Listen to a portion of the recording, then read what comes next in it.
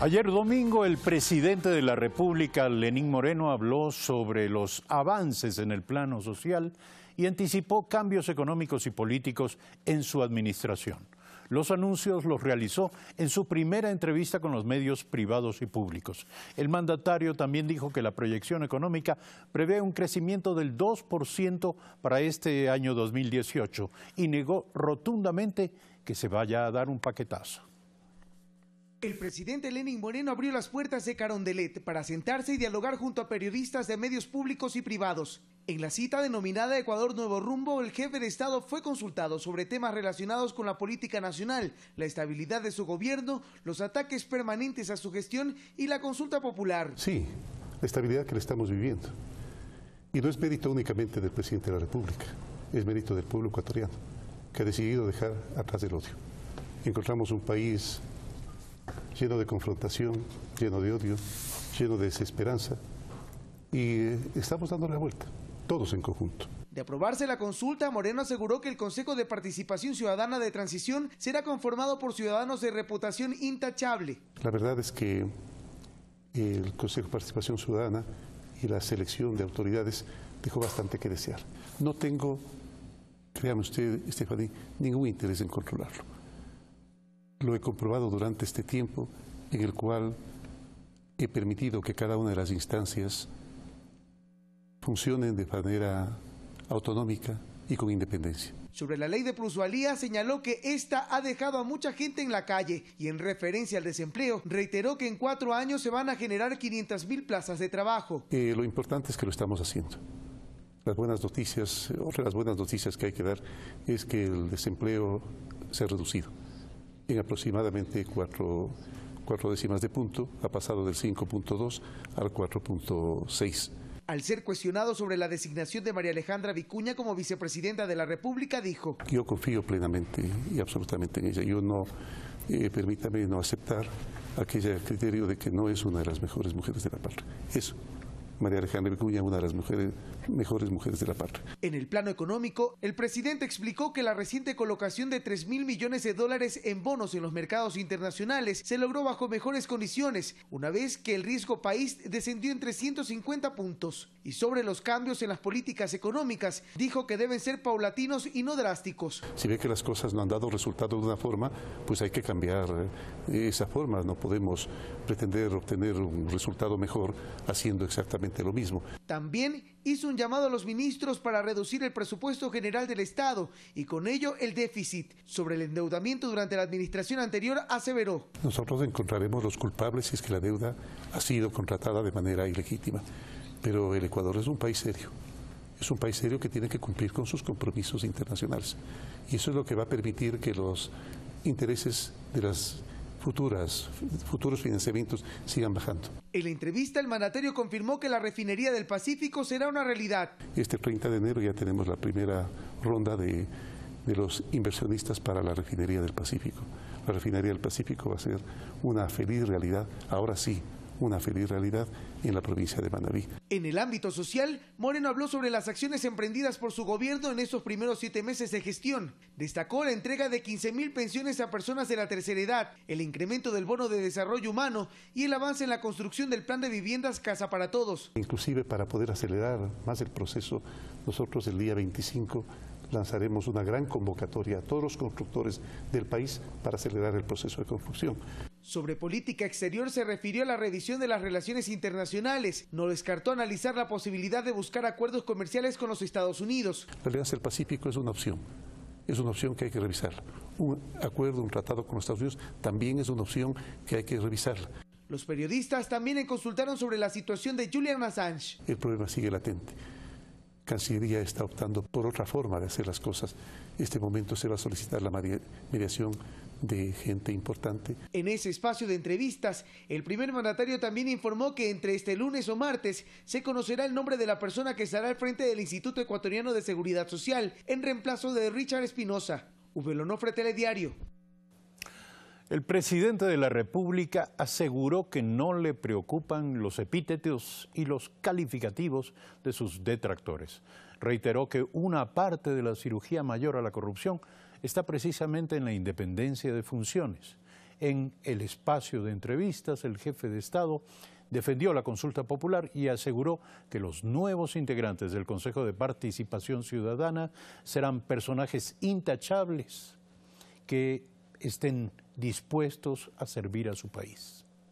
Sí, la estabilidad que le estamos viviendo. Y no es mérito únicamente del presidente de la República, es mérito del pueblo ecuatoriano, que ha decidido dejar atrás el odio. Encontramos un país lleno de confrontación, lleno de odio, lleno de desesperanza, y estamos dando la vuelta, todos en conjunto. Y la consulta siempre va a ser una instancia que va a dar un nuevo respiro, un nuevo aire, una nueva oportunidad. Pero no se olvide que nosotros llevamos cambiando el país desde el mismo 24 de mayo. La verdad es que el Consejo de Participación Ciudadana y la selección de autoridades dejó bastante que desear. No nos olvidemos que el Consejo de Participación Ciudadana está compuesto de personas que estuvieron muy cercanas al presidente de la República y que muchas de las funciones del Estado están compuestas precisamente por sus presidentes, fueron personas que trabajaron directamente con el expresidente de la República, y esa realidad no puede volver a repetirse. No puede volver a repetirse porque el pueblo no lo va a tolerar. El pueblo está esperando que esa verdad que nosotros estamos planteando se convierta en una feliz realidad. Y no es en la teoría donde nosotros debemos encontrar la verdad. Nosotros debemos encontrar la verdad en la práctica. En la práctica debemos demostrar la terrenalidad de nuestra teoría. En el plano económico, el presidente de la República adelantó que las políticas en este ámbito irán cambiando de manera paulatina y anunció que el riesgo país cayó en 350 puntos, lo que permitirá al Ecuador obtener financiamiento con intereses más convenientes. Sobre la auditoría de la deuda pública nuevamente que ha solicitado, el presidente sostuvo que sí se comprueba que en la obtención de estos empréstitos se cometieron actos ilegítimos, se irá detrás de los responsables, pero aclaró que Ecuador es un país serio y cumplirá sus obligaciones. Los cambios deben ser paulatinos, no pueden ser drásticos, y en eso coincidió uno de los economistas, que es uno de los cuales mayor confianza tengo yo por su edad y por la trayectoria que ha tenido, el cual decía que con respecto a la deuda, por ejemplo, el año pasado la necesidad de deuda para financiar el presupuesto fue de aproximadamente 12.000 millones de dólares. Este año va a ser de 8.000 millones de dólares y vamos a pagar 4.000. Es decir, que prácticamente el saldo efectivo va a ser de 4.000 millones de dólares del endeudamiento que vamos a tener al año. Al igual que el déficit fiscal, al igual que la inversión para optimizarla, la reduciremos en lo que sea necesario, e inclusive he hecho un llamado ya a los señores ministros que vayan haciendo los cálculos, porque van a tener que reducir en el 10% y en el 5% los presupuestos del Estado, para seguir cuadrando cifras, para que el déficit cada vez sea menor. Este año logramos estabilizar el déficit, ya no fue creciendo, estabilizamos el déficit, y el próximo año nosotros aspiramos a que el déficit no vaya más allá de 4.000 millones y que vaya reduciéndose en los siguientes años. El paquetazo jamás en la vida lo llevaremos a cabo porque no lo necesitamos, porque pensamos que manejando responsablemente las cuentas públicas se puede salir adelante.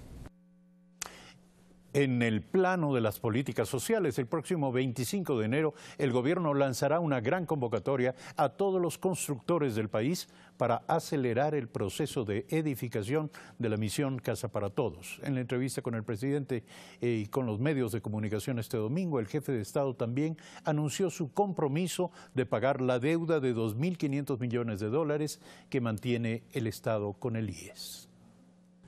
Estamos entonces construyendo miles de casas y estamos entregándolas. Y vuelvo a recalcar, no son las casas como en las de los periodos anteriores, esas casas para pobres, que se las hacía feas, no, por favor véanlas. Hemos entregado ya 15.000 bonos, 15.000 pensiones, perdón, a los viejecitos que han estado en estado de indefensión. Se han entregado ya 33.000 aumentos del bono de desarrollo humano para aquellas familias que por el número de integrantes o por personas con discapacidad que tienen dentro de su núcleo familiar así lo requieren. Ya hemos aumentado ese bono a 33.000 personas y tenemos planificado hacerlo en los próximos meses a 50.000 personas. En este momento ya los médicos del barrio están recorriendo el país, ya se han atendido a más de 25.000 personas. Es decir, seguimos caminando. Se ha llamado ya al concurso para alianza público-privada para poder construir 23 corredores viales con una inversión de aproximadamente 1.800 millones de dólares y que permitirán no solamente la inversión, sino adicionalmente ahorrar al Estado aproximadamente 500 millones de dólares en servicios que se dan pues, en carreteras o en reparaciones. Y esas son las buenas noticias que tenemos, pero sin duda seguirán habiendo buenas noticias. El gobierno ecuatoriano no permitirá jamás que el IES quiebre, y menos aún que las pensiones de los afiliados disminuyan.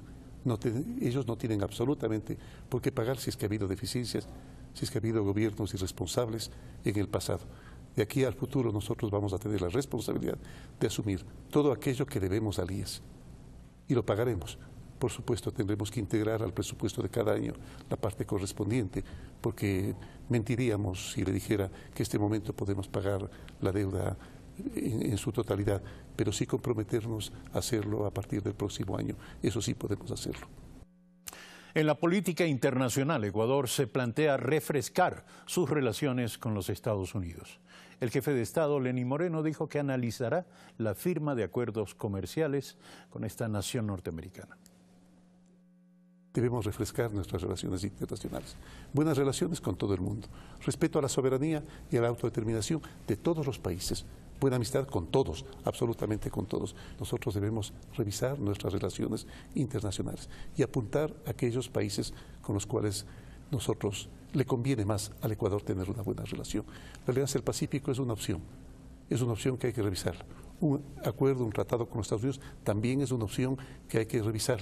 El otro día coincidí en una reunión social con el embajador Todd Chapman y se habló inclusive de la posibilidad de lograr un acuerdo que tenga similares o mejores condiciones que aquellas que tuvimos con la Unión Europea y que tan buen resultado nos han dado. 7 de la mañana con 16 minutos. Cuando regresemos, luego de un corte, estará con nosotros Cristian Viteri, ex asambleísta de Alianza País. Acompáñenos.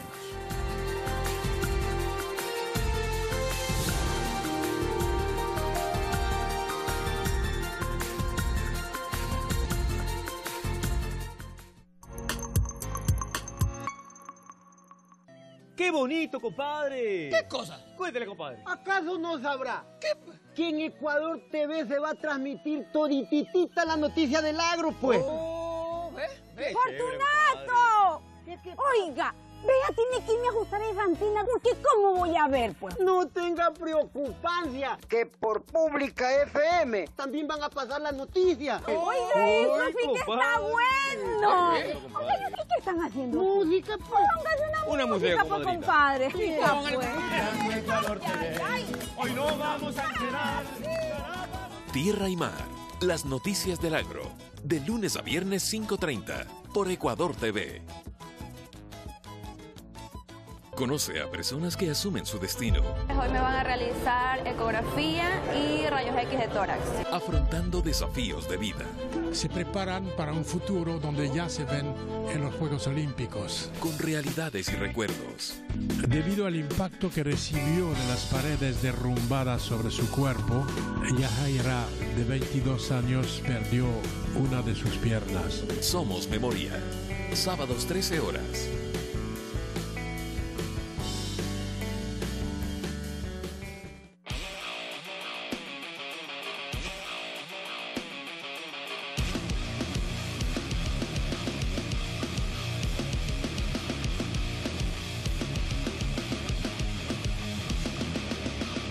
Fanático. De lunes a viernes 14 horas y 22 horas. Domingo 20 horas. Pública FM. De lunes a viernes 10 horas. Domingo 9 horas. Grandes Maestros presenta a José Joaquín de Olmedo. Fue un escritor y político ecuatoriano. Entre sus poemas destacan La Victoria de Junín y la Oda al General Flores, vencedor de Miñarica.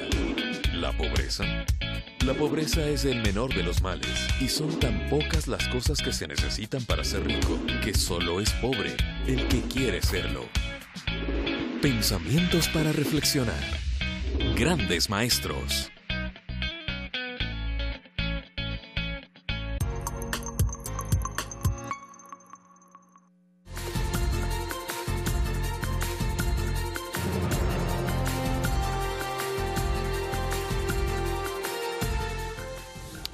Cristian Viteri, ex asambleísta de Alianza País, es una de las voces que ha venido entregando información acerca de la forma como se ejerció la dirección y el control político sobre los asambleístas de Alianza País en el periodo del presidente Rafael Correa. Sus declaraciones toman nueva vigencia a raíz de lo dicho también por otros militantes de Alianza País, Raúl Patiño, Fernando Bustamante, que nos van revelando la manera como estas relaciones políticas internas y los supuestos, pretendidos consensos se construían al interior de la Asamblea Nacional, sobre todo en temas clave como la aprobación de las enmiendas constitucionales que permitieron la reelección indefinida en el tiempo del presidente Rafael Correa y que son hoy materia también de revisión dentro de la consulta popular del próximo 4 de febrero.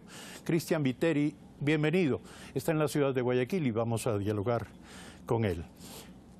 Eduardo, buenos días. Gracias por la invitación. Díganos, ¿cuáles han sido las formas, los procedimientos políticos para construir estos consensos? Usted fue parte, protagonista de este proceso de decisión que condujo a las enmiendas constitucionales. ¿Cómo se llevó a cabo?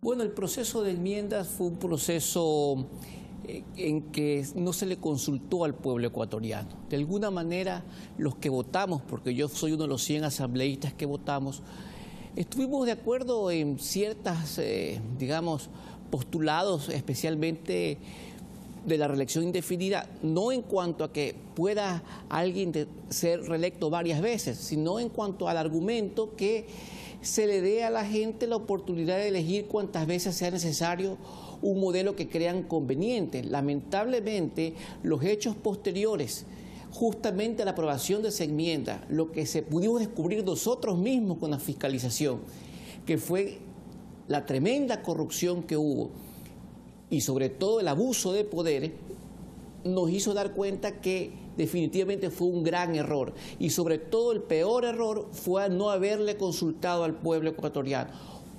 Hoy yo voy a votar sí en esa pregunta porque creo que aquella regla que dice que el poder corrompe, lamentablemente tener todo el poder y las facilidades de, con el aparato del Estado, intentarse perennizarse en el mismo, es necesario y fundamental cambiar esto de aquí, como dijo ayer el presidente Lenín Moreno. Ya vamos a volver sobre el funcionamiento político del bloque de Alianza País en la Asamblea Nacional, pero ¿a qué hechos de corrupción se refiere usted? ¿Cuáles fueron las revelaciones que marcaron un cambio en su postura política? Bueno, los Panama Papers que fueron precisamente nuestra comisión, a la Comisión de Justicia. Allí pudimos descubrir todas las cuentas secretas que tenían Alex Bravo, Capaya y una gran cantidad de funcionarios de Petroecuador. Luego empezamos a ver el tema de Odebrecht, pero lo más importante es que, al menos en mi caso, no nos prohibieron a nosotros expresamente que no fiscalicemos, pero yo sí fui al bloque y les dije todo lo que estaba ocurriendo. Lamentablemente fueron a una reunión de bloque, Gabriela Rivadeneira, que no va a dejar mentir, o si quiere mentir, pues será problema de ella, Paola Pavón y un asesor del presidente Correa en esa época, a pedirnos que no hagamos públicas las denuncias, que ellos las llevan a tratar internamente. ¿Qué denuncias específicamente? No nos dijeron todo este tema de Petroecuador, etcétera. Yo les dije que y que nos concentremos en la corrupción de los privados. Yo les pedí y les dije que no es posible que nos quieran a nosotros o que nosotros debamos distraer a la gente con los privados, porque la corrupción que nos corresponde a nosotros fiscalizar es la de los poderes públicos y organismos de control.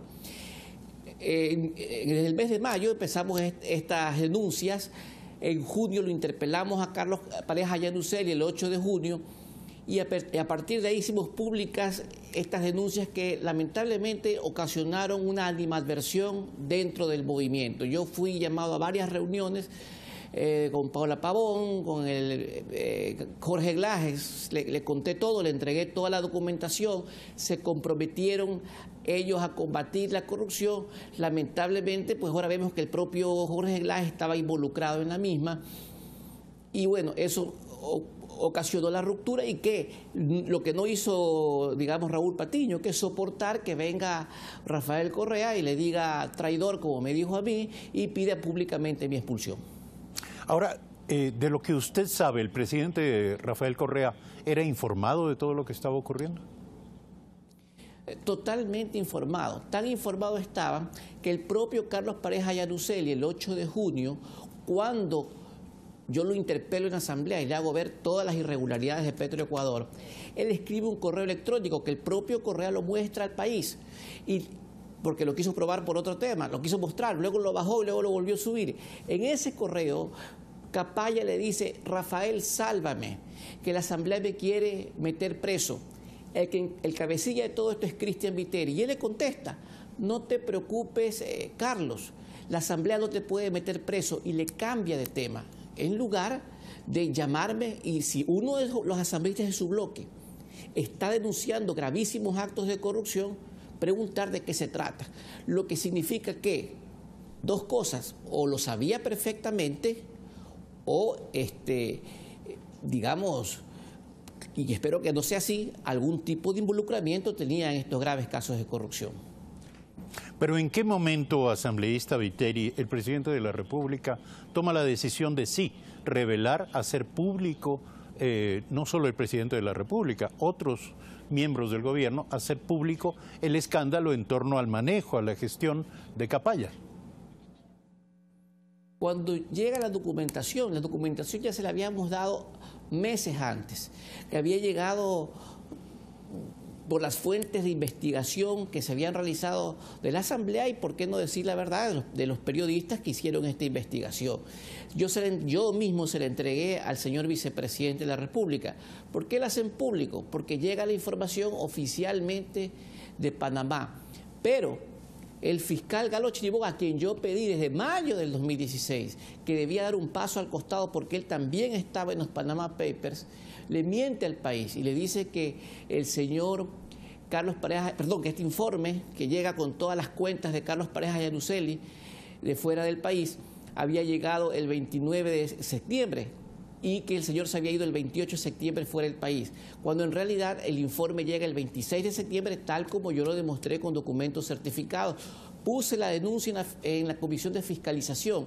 La Asamblea debía haber hecho un juicio político a Galo Chiriboga y lamentablemente no lo hizo, porque siempre lo que hicieron fue esconder la mugre debajo de la alfombra, toda la corrupción debajo de la alfombra, la disfrazaron con frases rimbombantes como que era acuerdo entre privados, que las coimas no causan perjuicio, que se trata solo de fraude tributaria, y terminaron diciendo que hasta en el Vaticano hay corrupción y que cómo es posible que aquí no haya.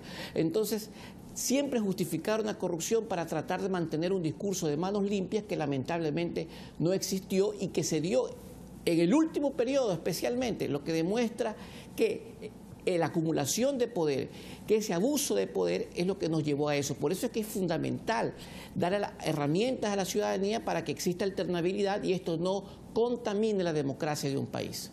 Decía usted que nunca de manera explícita se le dijo a los asambleístas que no fiscalicen. Pero el ex asambleísta Fernando Bustamante ha dicho que el presidente de la República reunía al bloque y de manera directa decía: yo pongo las manos en el fuego, aquí no hay ningún problema, no hay nada que investigar. ¿Usted estuvo en alguna de estas reuniones en las que esto se expresó? Tuve alguna reunión que él llevaba Carondelet, unos desayunos de trabajo a las 6 de la mañana con los asambleístas, y él decía que él ponía las manos al fuego por sus ministros, eso es lo que él decía, pero expresamente no decía que no se fiscalice. Siempre cuando alguien quería tomar una voz de fiscalización era llamado al orden, por decirlo así. Y un claro ejemplo lo puede dar la ministra actual de Riesgos, Alexandra Ocles. Ellos quisieron fiscalizar a CNT y no sé si se los prohibieron, pero por lo menos les llamaron la atención. Les dijeron que las empresas públicas no eran sujetas de fiscalización. Es más, las empresas públicas, que es donde se dejó la mayor cantidad de dinero, como el caso de Petroecuador, cuando se les pedía información, contestaban que ellas no eran sujetas de fiscalización porque no eran ni ministros ni organismos de control. Y entonces simplemente no contestaban a la Asamblea. Y la presidenta de la Asamblea justificaba la corrupción diciendo que con los pedidos de información era más que suficiente. Lo que no decía es que nunca nos contestaban los pedidos de información, lo cual era gravísimo. Quisiera que nos ayude a analizar brevemente lo dicho por Raúl Patiño. Tenemos un video que resume nuevamente sus declaraciones y sobre esto tengo un par de preguntas. Veamos. Desgraciado que todos sabemos que están robando el Petroecuador, de esos ministros que todos sabíamos que hacían las obras con sobreprecio. Y en la Asamblea no sabíamos qué hacer. ¿Por qué? Porque nos tenían prohibido fiscalizar. Era absolutamente prohibido fiscalizar. Tanto es así que yo, siendo asambleísta, le dije: hermano, lo siento, pero yo me voy. Yo no me voy a quedar aquí siendo cómplice de los corruptos. Y a los 2 años renuncié y me fui a Suiza. Y le dije a Lenin: hermano, regresa, porque nos sentimos avergonzados de algunos amigos del que gobernaba. Cristian Viteri, ex asambleísta de Alianza País, con nosotros en la ciudad de Guayaquil, aquí en Primera Impresión. Dígame, ¿por qué no hay otros asambleístas que hayan tomado la decisión de ratificar las declaraciones de Fernando Bustamante y de Raúl Patiño y las suyas propias? Bueno, yo cuando en la reunión de bloques les decía estos temas de corrupción que me parecían gravísimos y además les dije que lo correcto era que me respalden, que lo correcto era que sea el propio Alianza País el que haga estas denuncias y haga una depuración interna, tal como lo dijo ayer el presidente de la República, Lenín Moreno, recibía solo palmadas en la espalda, pero los asambleístas no hablaban en público, decían que apoyaban dentro de las reuniones de bloque, lo decían internamente, muchos se acercaban a mi curul, pero nunca lo dijeron públicamente. Y yo les pedía que no me dejen solo, que no lo hagan solo, pero parecía que había algún tipo de un interés personal por encima del interés general. Y yo creo que era todo lo contrario. Por ejemplo, Raúl Patiño no debe decir que le prohibieron fiscalizar. Lo que él tenía que haber hecho era hacer lo que hice yo, fiscalizar, poner las denuncias como yo las puse en la fiscalía, varias y contra varias personas, y reconociendo mi firma, con todas las consecuencias que eso tiene. Y además, aguantando los insultos del expresidente Correa, como los tuve que aguantar, pidiendo mi expulsión públicamente y además diciéndome traidor, porque para él cualquier disidencia, digamos, alguien que se rebelaba contra la corrupción, él lo consideraba traición equivocadamente. Es como que venga Al Capone o el Patucho Rigoberto y le diga traidor porque le pone una denuncia por sus actos de mafia o corrupción. Así lamentablemente fue. ¿Cuál es el estado de los procesos que se iniciaron a partir de sus denuncias?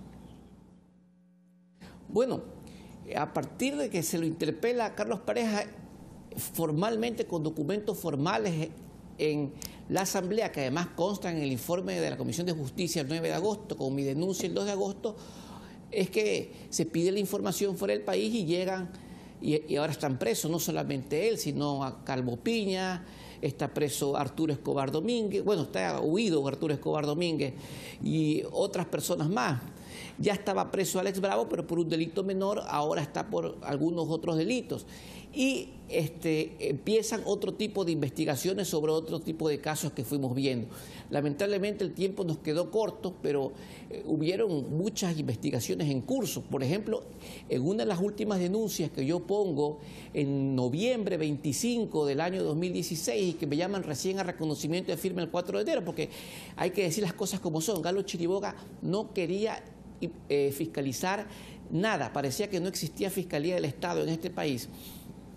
Ahí yo le pido que abra 52 cuentas, precisamente para poder seguir la ruta del dinero de especialmente la comercialización de petróleo, que ahora sabemos que se dio y que fue una fuente de corrupción, y que ayer el presidente Moreno dijo que ha conformado una comisión internacional para su investigación. Seguramente eso saldrá, que hay un gran negociado y que es otra fuente de gravísima corrupción de lo que ocurrió lamentablemente el gobierno anterior.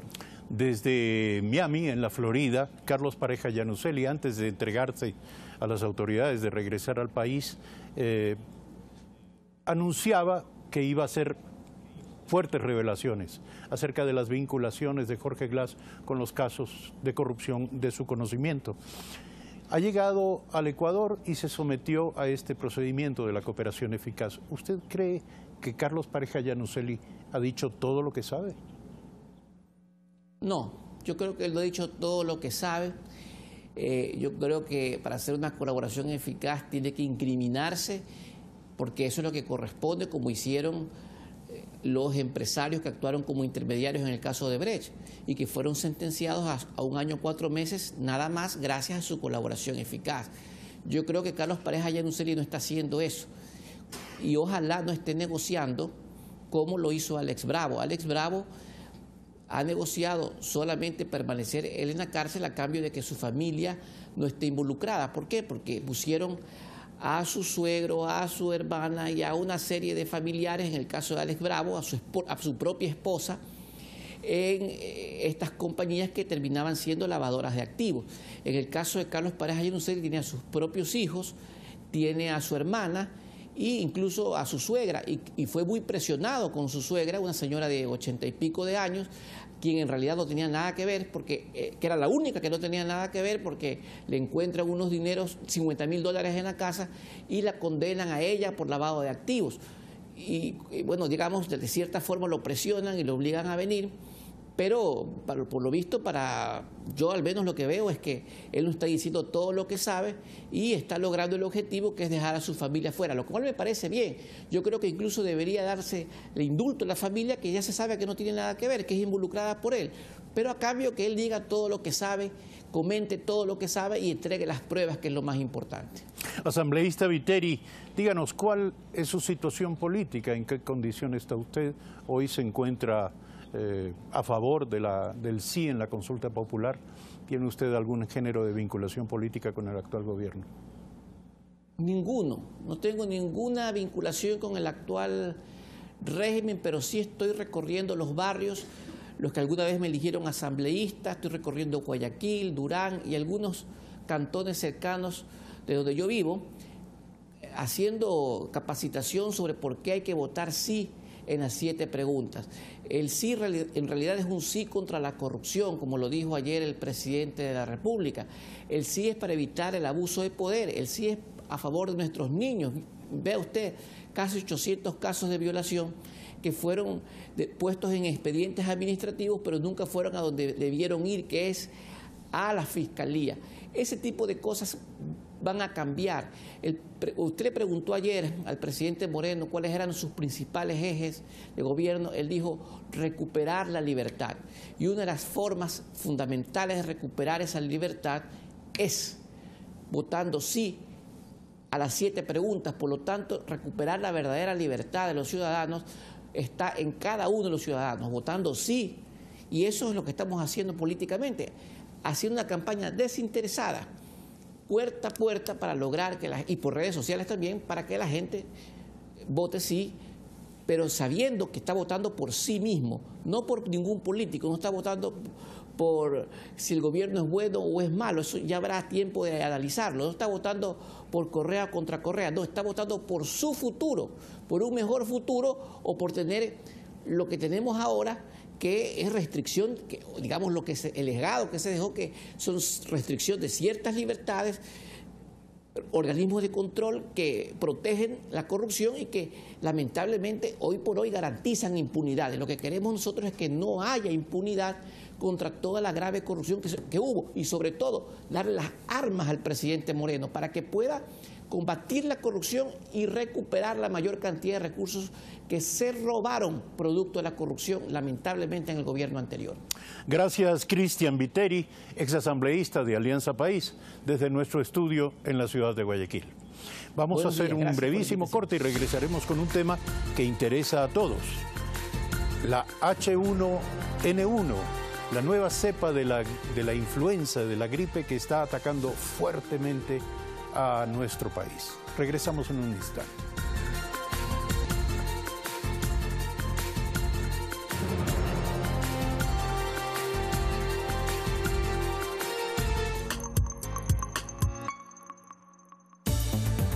Baltasar Ushka es uno de los últimos hieleros de Ecuador. A sus 74 años extrae bloques de hielo del volcán Chimborazo y luego los vende en el mercado del pueblo. Para los trabajadores del barrio de Xinjiang de Pekín, el desalojo comienza por la noche. Él se siente casi invisible en Berlín, como si no perteneciera a este mundo. Hace 3 años, Michal llegó desde Polonia. Desde entonces vive en la calle. Informe Mundial, hoy, 22 horas.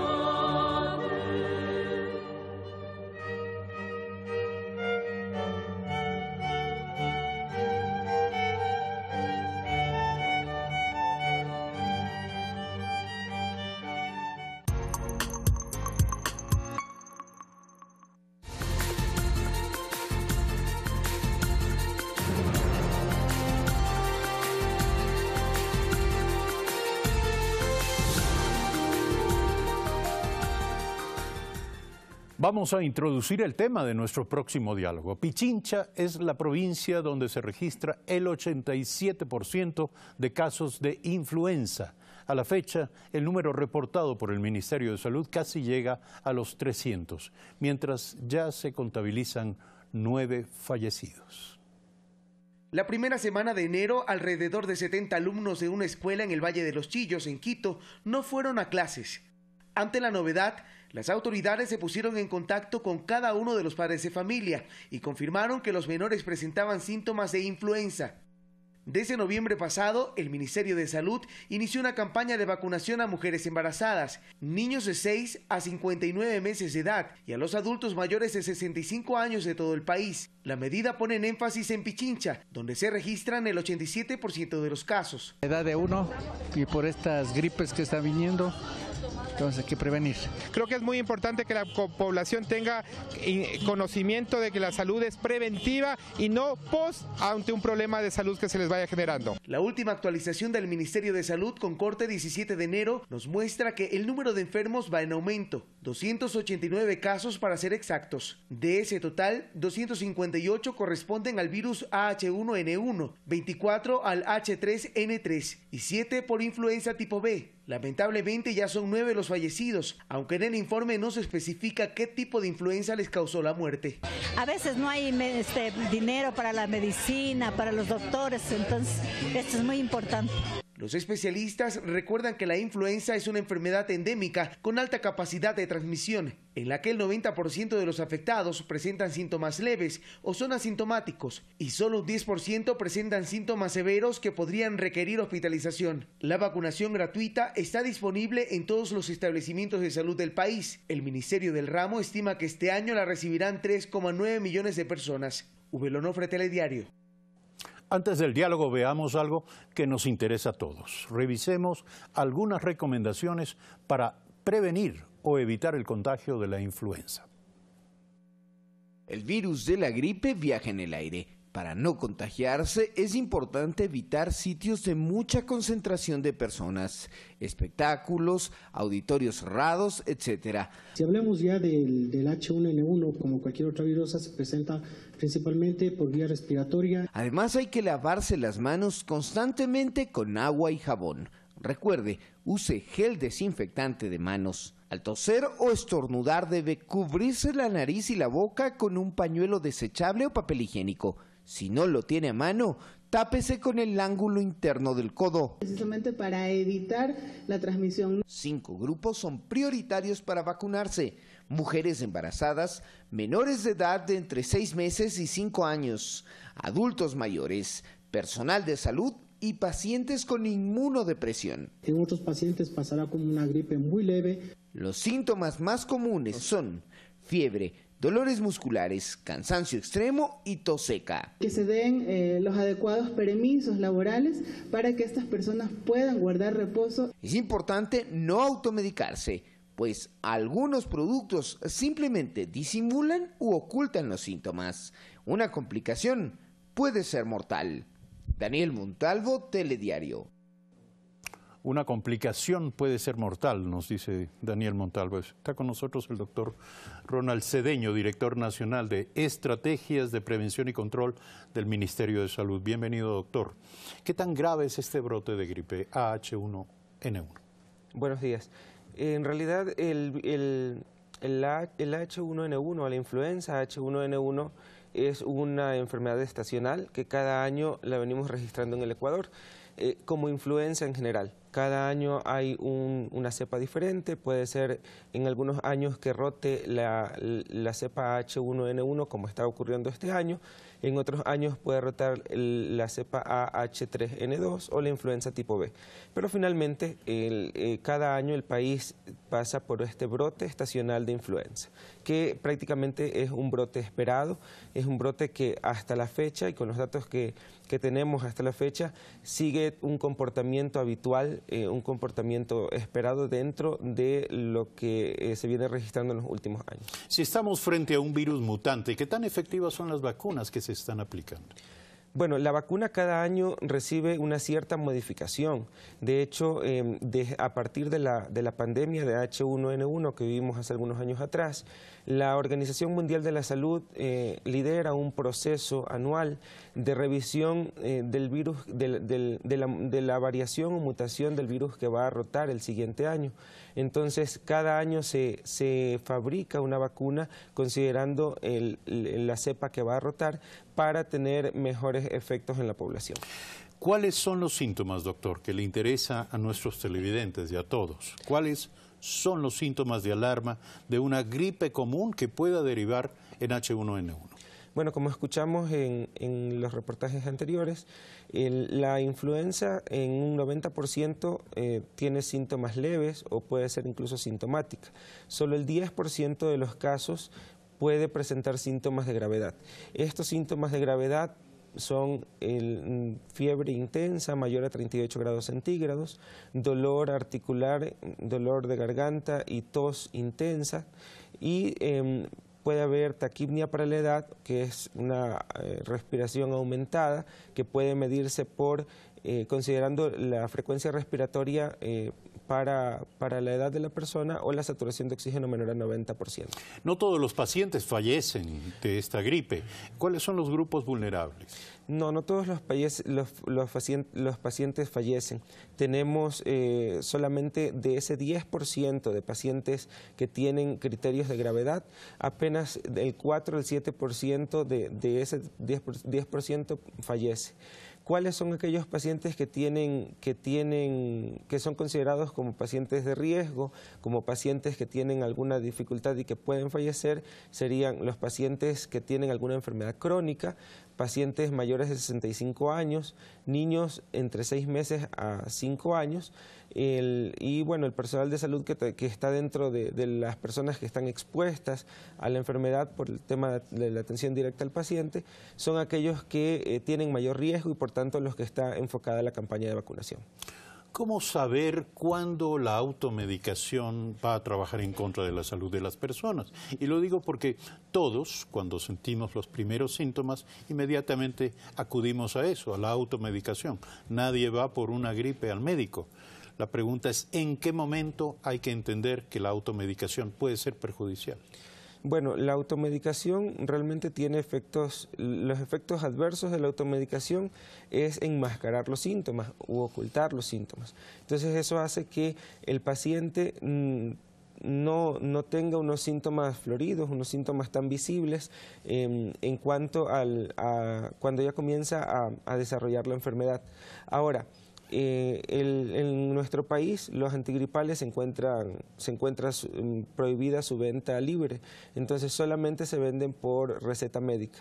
Por tanto, no tenemos tampoco tantos medicamentos a la mano, por decirlo así, para podernos automedicar, pero finalmente lo que recomendamos es que el paciente pueda ir a los establecimientos de salud cuando tenga síntomas de gripe, debido a que el profesional de la salud en ese momento va a ser el que tenga la potestad de hacerle el chequeo médico y luego identificar si es que hay o no hay síntomas de gravedad o si son síntomas que están enmarcados dentro de un cuadro normal regular.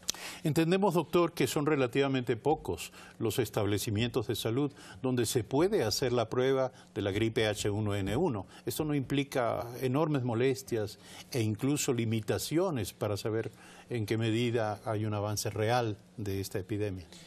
No, lo que pasa es que en el Ecuador, al igual que en el resto de los países de la región de América Latina, por la manifestación de la enfermedad no se hace una vigilancia universal, que quiere decir hacerle un examen para confirmar la presencia de ese virus a todas las personas que manifiestan síntomas gripales.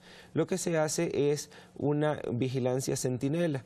Hay ciertos establecimientos de salud del Ministerio y de la red pública y de la red complementaria que son considerados establecimientos centinela, donde se realizan los exámenes a estas personas que tengan los síntomas de la enfermedad, generalmente que tengan criterios para considerarse como una enfermedad respiratoria aguda grave.